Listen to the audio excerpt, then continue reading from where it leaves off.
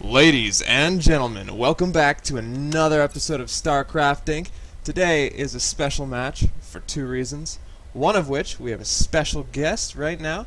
He's from another channel called Polygon Review, or also known as GGvision. Sebastian, how are you? I am very well, my friend, and very thankful to be here on this show, broadcasting StarCraft 2 with you for the first time. And I've been doing this for a while. I'm right now transitioning to doing StarCraft 2 content in Swedish, as I am indeed Swedish, but it's a thrill to be able to do it in English once again and provide mine and your viewers with some of that action. So thanks again for letting me be on the show, Matt. Hey, no problem. I've actually been trying to get in touch with Sebastian for quite a while, and he's always been good at returning my messages, but we've never been able to get something rolling. I've done co-casts with other SSN members, and you guys all know who that is. But, you know, it's the first time that I've really done a co-cast with a channel that wasn't affiliated with mine, so I'm really excited to do this as well. And you guys are going to have to bear with our clumsiness at first, because this is the first cast we've ever done together. And as always, I've not watched this replay, and I've urged Sebastian to do the same. He has not seen this. We don't know how this is going to end. But let's talk about the players. Sebastian, tell me what you know about MStephano. Well, MStephano is a very creative player, as unorthodox as is his haircut, and as rough, I'd say. He's right now going for a quick expand here on Antigua Shipyard, which is a map that often allows for that sort of thing. He made his name this past year, 2011, very quickly, came sort of out of nowhere, a French player, of course, and he has won a lot of money in the IPL leagues in particular, and really just skyrocketed to the height of StarCraft 2. And he always plays pink, I believe, and never says GG. He has his own phrase to concede defeat with, and is unorthodox indeed. And these two players, OgsTheStc, who's here doing a bit of a wall in and not going for a quick expand, they do have a bit of a grudge, which is to be settled in this match, because STC, he almost won the IPL 3, didn't he, Matt? OgsTheStc, he most certainly did. Never really made it to Code S, always been a Code A player, and then in IPL Season 3, he beat out players like Whitera and Idra. He beat Idra twice, once in the preliminary matches, then again in the finals.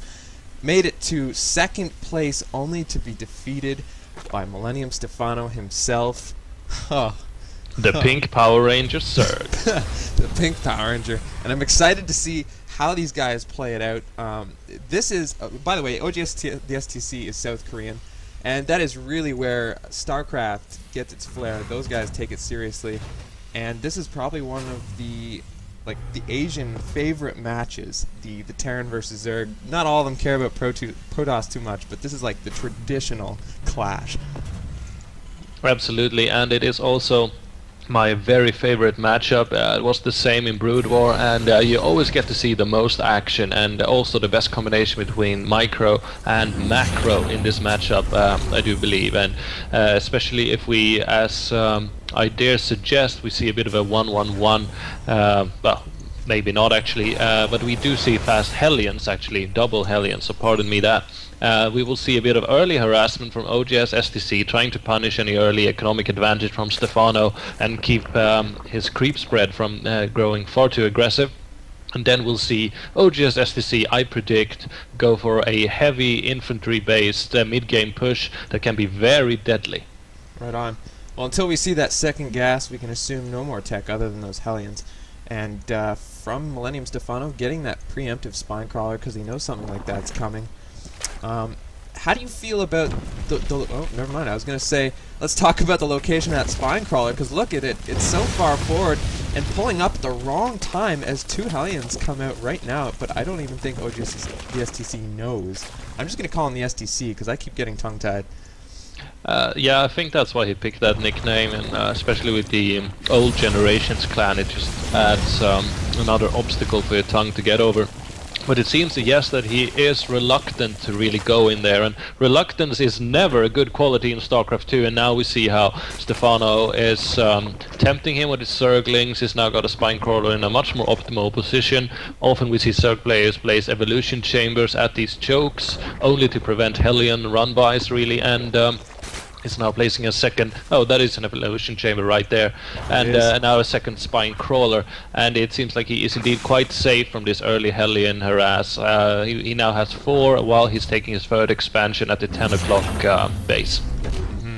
The STC definitely kind of using those Hellions to contain his opponent. And MStephano, I feel like, you know, he thinks he's safe, and he is, but that's exactly what he wants. He wants him to sit in his base and be airtight.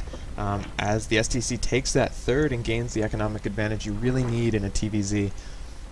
Absolutely, and the old story rings true. If you're not one base ahead of your opponent as Zerg, then you are behind, and right now we see STC will soon be one base on top, so that means Stephano is indeed far away, far behind economically, and with 6 Hellions sitting outside his base, he will have to sacrifice a lot of speedlings to be able to maneuver the map, and this looks quite good for STC in the early game, but we haven't seen Stephano's counter move yet. It's true, and I'm not really sure the direction that he's going to go in. He hasn't shown any sign of tech switch yet. He's morphing his hatchery, which, you know, that could turn into Muta, that could turn into like heavy roach play, but there's really no signs yet. He's got all his gases though, which kind of tells me that it's not going to be roaches. He is investing in both melee weapons and ground armor, which would imply high reliance on Zerglings and or Banelings in the mid-game, and of course it will benefit his Ultralisks later. Now we see his Infestor Pit going up, which could suggest him moving forward not until he has Fungal Growth, which is fairly standard in this matchup from Zerg players, and of course he'll be able to pin down Hellions, Medivacs and everything with that, and regain lost map control. But the question is, will STC already have too big an advantage by then? We see Stim coming out, which is, you know, that's the staple upgrade for Terran, and I'm glad he's getting it. He's getting it with his tanks, and there's no sign of Medivacs yet. I don't even think there's a starport. There is not. There's no starport, which means we're not going to see any drops, which, you know, he's got him pinned into 2 bases, so it's probably not a good idea to drop, as there's not much of a distance for Stephano to cover. Drops are not likely to be successful.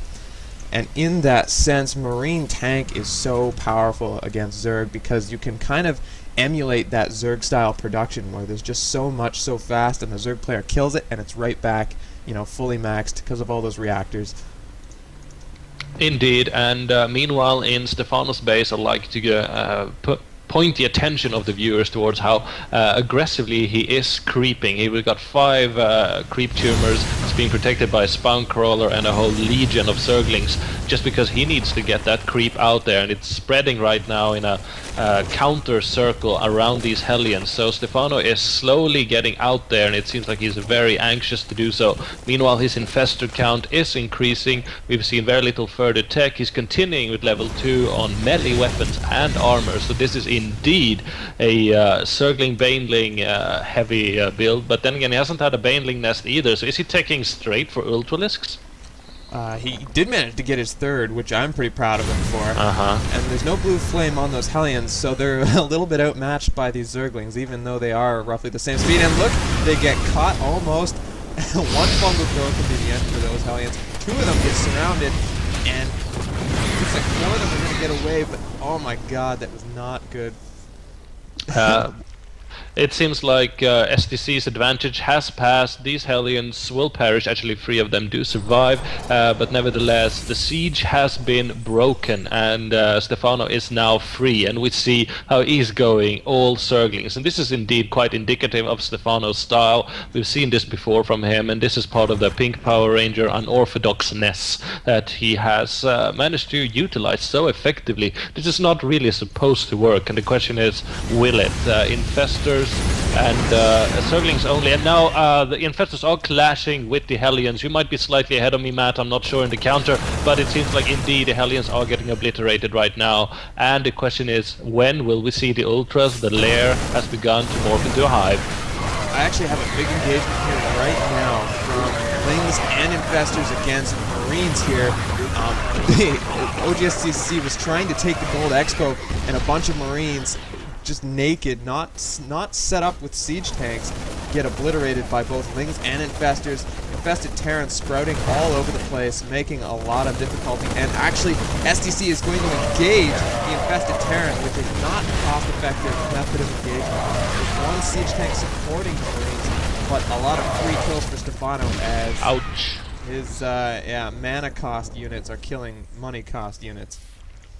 Indeed, STC of course does clean that up, but with substantial losses, not to mention substantial losses in time. He did not get his fourth. Stephano has regained a lot of the momentum that he was prohibited to from early in the game. We now see Mobius Reactor coming up from STC and making a switch into Ghost, of course. But we see further harassment in the form of infested Terrans, and now Fungal Growth on all those SCVs. That is just a beauty to behold if you're a part of the swarm. It looks like Stephano's losing a few free infestors to a few Marines, which is never a good thing to have happen. It's so much, when you're going really heavy into infestors, it's so much about using their spells and getting them out to let them regenerate that mana later. Every infestor down is just so bad for the end game result. And then we are seeing MStephano do that creep block of STC's fourth, which is very, very frustrating for any player trying to expand. And but seeing as how he is on the gold, it won't be a long time until it will be a long time before he needs that fourth. Absolutely. Meanwhile, we see how Stephano, in a very cost-effective manner, continues to just mass infested Terrans and very cost-effective exchanges with OgsTheStc. Meanwhile, he has taken his fourth base. It's about to be completed. His Ultilis Cavern is done, and working on all the final upgrades for his melee units, including Cracklings. And this is, again, very indicative of Stephano's style. He is slow and steady, but when his hammer falls, it's the hammer of Thor. Oh, you and I can be best friends for that reference. We've got some medevacs on the field now, and he is really pushing forward onto that creep, trying to block creep tumors, trying to pick off spine crawlers so that he can cost-effectively push onto that creep when he feels that he needs to. He doesn't really have many units on the field right now. Even though his supply is higher, it just seems that they're all spread out so far apart, and that's effective for siege tanks. But when Stephano doesn't really need to get close to kill those units, it kind of takes away the advantage. Absolutely, and it clearly shows here that Stephano's game plan was never to take bases early or to risk being torn apart by not being able to defend his peripheral bases. He's now got no less than 6 bases, not all of them fully up and running. He can afford to lose a few and still be ahead. Meanwhile, STC is pushing forward, taking down spine crawlers and tumors uncontended, but it seems like Stephano is only biding his time, waiting for the opportune moment to strike. If you notice the way that Stephano was taking out siege tanks, he was dumping infested Terran on them, and then allowing the other siege tanks in range to actually kill that siege tank with splash while the eggs hatch. And now we do see a full engagement here. Stephano dumping all of the Marines and Lings, jumping in on top of the siege tanks, and Ultralis getting in on the engagement. A couple medevacs trying to keep the Terran units alive, but there's just not enough here. That long backward spread of units is really starting to wear on the push by Stephano, but I think Stephano came out on top of this trade due to his infestors. A couple Ultralisks wandering out ahead, getting obliterated by both Marauders and siege tanks, and I think STC really caught on to that switch to Ultralisks just by seeing the upgrades on the units, so he did make that switch to Marauders pretty hard.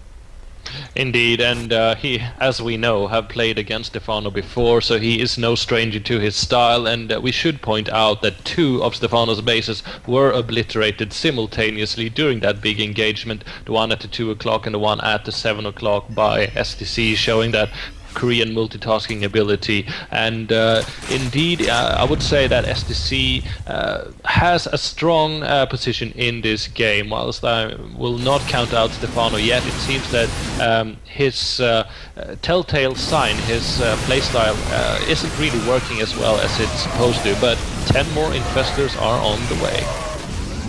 We are seeing a lot of drops here from the STC, and another one landing in Stephano's base for the second time. It's already been warded off once, but the speedlings with the creep spread that Stephano does have get there in plenty of time. There's not enough time for those Marauders to do any damage. They were trying to snipe a gas. 2 spine crawlers will go down to lower the amount of attention Stephano really has to spend to that space.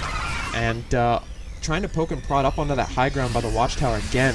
But having siege tanks guarding a watchtower, that's so powerful, because not only do you have the firing range, and you get that extra range that the tanks didn't have without air units, even though he has air units, but I mean, you know, the vision plus the fire range is so strong, and it allows him to set up properly when anything's coming at him.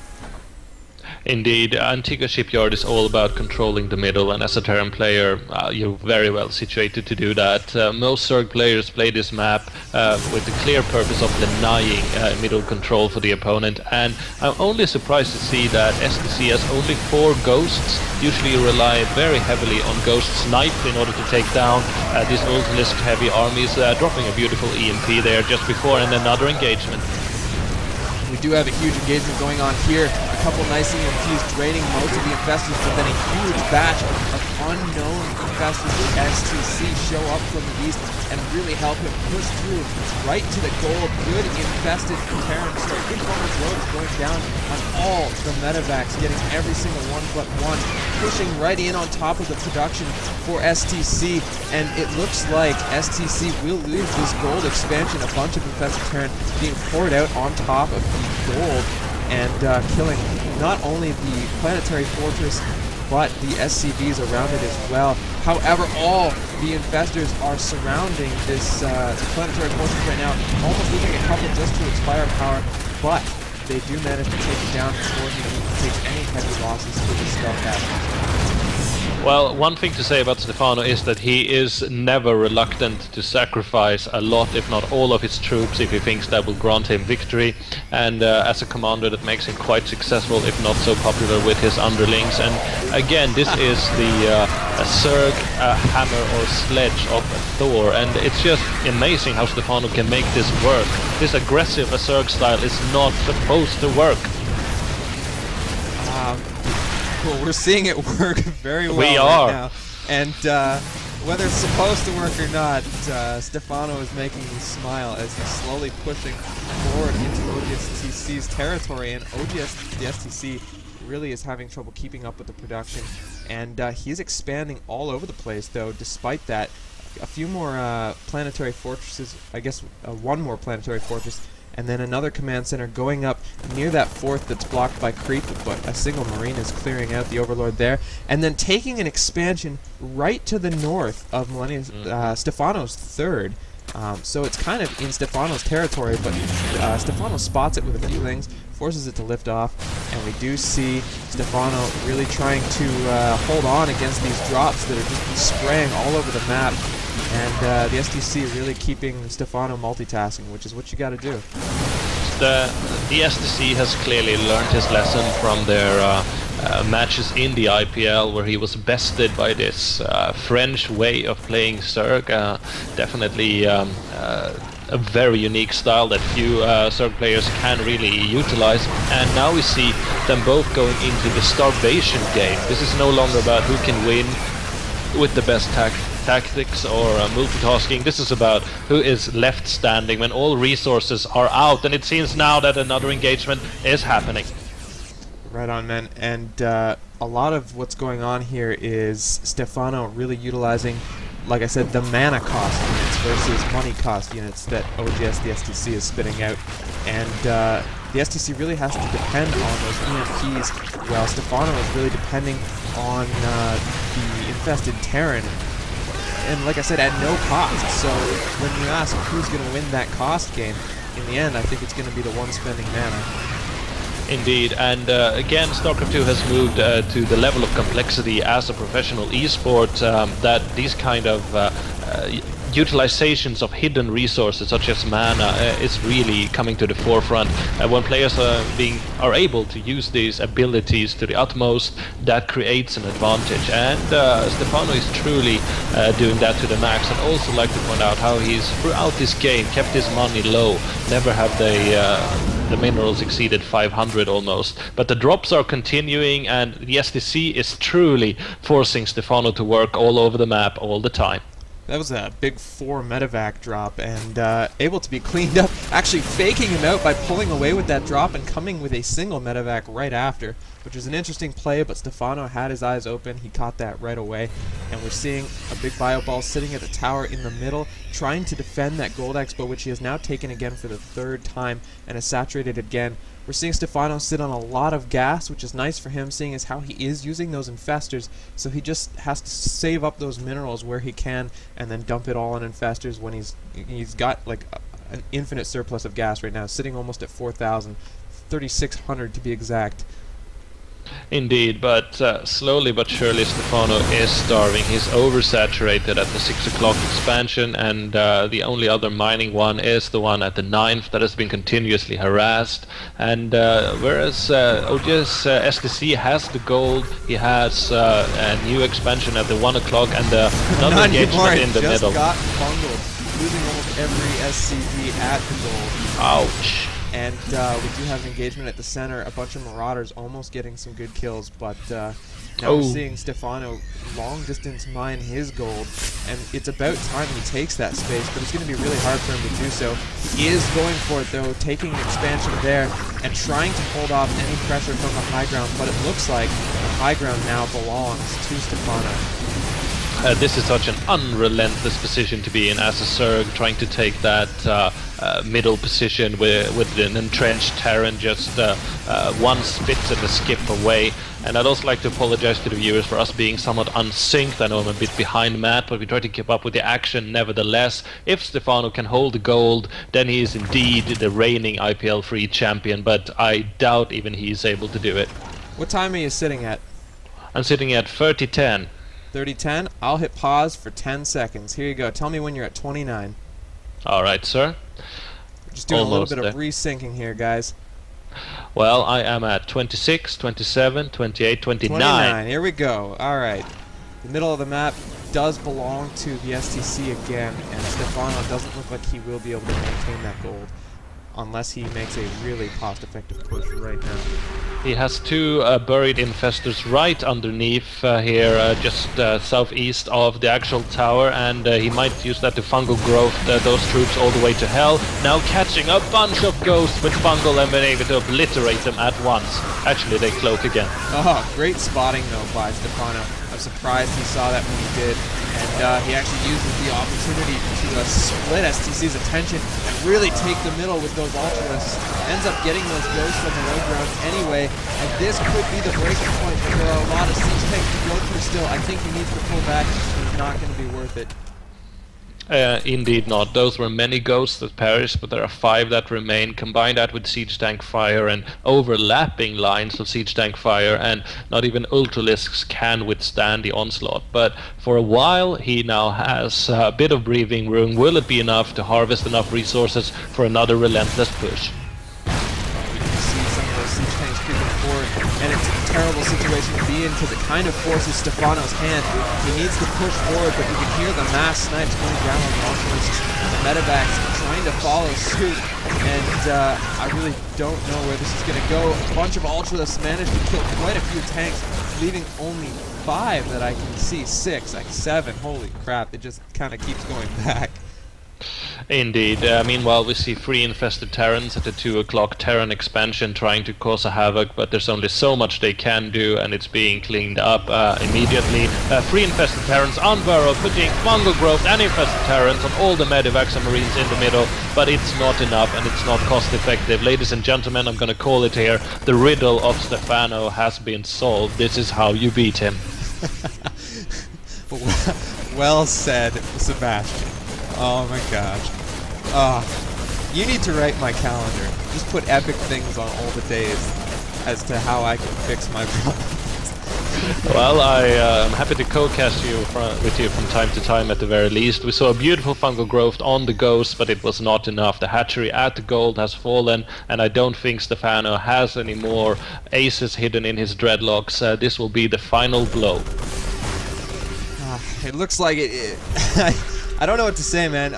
Really, this came down to STC managing to fly Stephano out, and I really feel that Stephano did the most of what he had. He was not really wasteful with his investors. I mean, he lost a few, but that tech switch to Ghost was the right one, and I feel like Stephano really needed to make his tech switch into more heavy airplay or something.